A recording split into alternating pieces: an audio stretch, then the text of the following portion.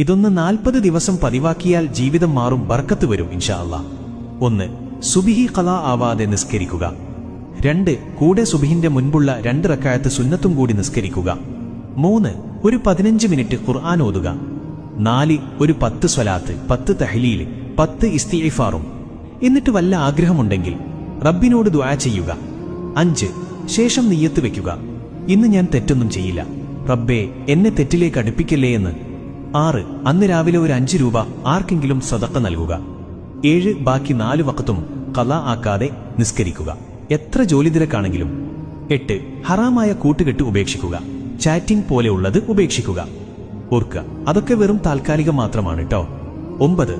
പുഞ്ചിരിക്കുക, നിന്റെ ശത്രുവിനെ കാണുമ്പോഴും. 10.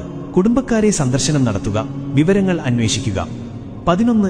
എന്നും ഹബീബിന്റെ പേരിൽ ഒരു 100 സ്വലാത്ത് ചൊല്ലുക, നബിയെ കാണാനിടയാക്കുമിത്. 12. ബാങ്ക് കേൾക്കുമ്പോൾ സംസാരം ഉപേക്ഷിക്കുക. 13.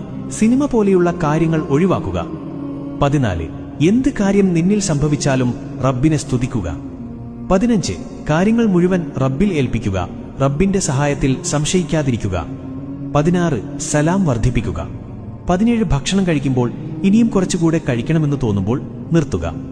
18. ളുഹ നിസ്കാരം പതിവാക്കുക, 1 കൊല്ലം ളുഹ പതിവാക്കിയവർക്ക് നരകമോചനമുണ്ട്.